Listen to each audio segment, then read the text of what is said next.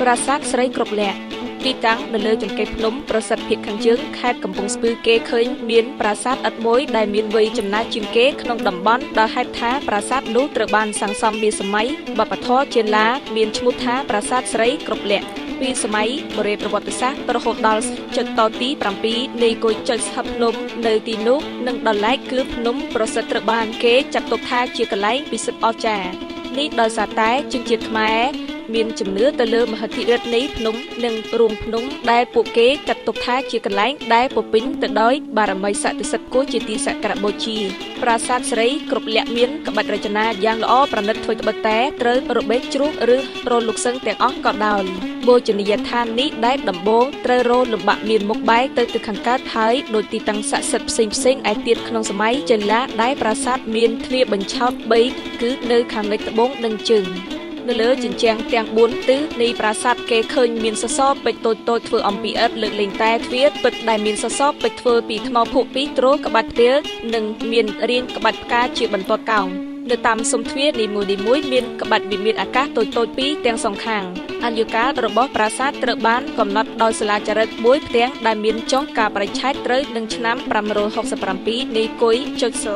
ដូចនេះប្រាសាទត្រូវបានសាងសង់ឡើងក្នុងរជ្ជកាលរបស់ព្រះបាទជ័យវរ្ម័នទី1ដើម្បីឧទ្ទិសដល់ព្រហ្មញ្ញសាសនា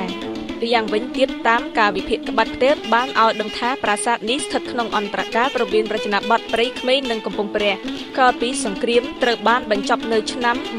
1993ក្នុងពេលដែលទៅសិក្សាប្រាសាទស្រីគ្រប់លក្ខឡើងវិញយើងបានឃើញមានសំណល់ស្ថាបត្យកម្មប្រាសាទថ្មធំមួយទៀតស្ថិតនៅប្រមាណជា15ម៉ែត្រពីខ្លោងទ្វារប្រាសាទឥដ្ឋខាងលើនេះតែជាអកុសលដោយប្រាសាទដទៃឯទៀតមួយចំនួនធំដែលបូជនីយដ្ឋានដ៏ការសំខាន់នេះត្រូវបានសង្គ្រាមនិងជនទុច្ចរិតបំផ្លាញខ្ទេចខ្ទីអស់សូម្បីតែគ្រឹះប្រាសាទធ្វើអំពីថ្មបាយក្រៀមក៏ត្រូវគេកោរំលើងដែរប្រាសាទធម្មជាតិនោះជាសំណង់ស្ថាបត្យកម្មសម័យអង្គរស្ថិតក្នុងរចនាបថកោះកេរប្រាសាទគ្រាន់តែបានបន្សល់ទុកនៅចម្លាក់មួយចំនួនជាពិសេសបំណែកក្បាច់ផ្ទៃសសរស្តម្ភជើងទេវរូបធំៗប្រកបដោយក្បាច់រចនាគួរឲ្យចាប់អារម្មណ៍តាមការប៉ាន់ស្មានយ៉ាងប្រកបរបស់យើងការរើសំណង់ប្រាសាទថ្មនេះគឺដើម្បីធ្វើឲ្យទីតាំងនេះប្រែក្លាយទៅជាកន្លែងគោរពបូជាបែបព្រះពុទ្ធសាសនាវិញនៅសម័យក្រោយអង្គរក្នុងអំឡុងសតវត្សទី16និង17ដោយការស្ថាបនាព្រះពុទ្ធអង្គនៅចង្កេះភ្នំប្រសិទ្ធិឬក៏គ្រឹះវត្តត្រៃត្រឹកនៅលើកំពូលភ្នំប្រសិទ្ធជារួមនាសម័យនោះក្នុងវិស័យសាសនាដោយតំបន់ផ្សេងៗនៃកក្រភពកម្ពុជាអញ្ចឹងទឹកដីដែលស្ថិតក្បែរទីក្រុងភ្នំពេញប្រមាណជា15គោចុច1នេះក៏មានការគោរពបូជាចំពោះព្រហ្មញ្ញសាសនាដែលជាសាសនាផ្លូវការដែរខាងលើនេះគឺជាលទ្ធផលនៃការពិនិត្យនៃ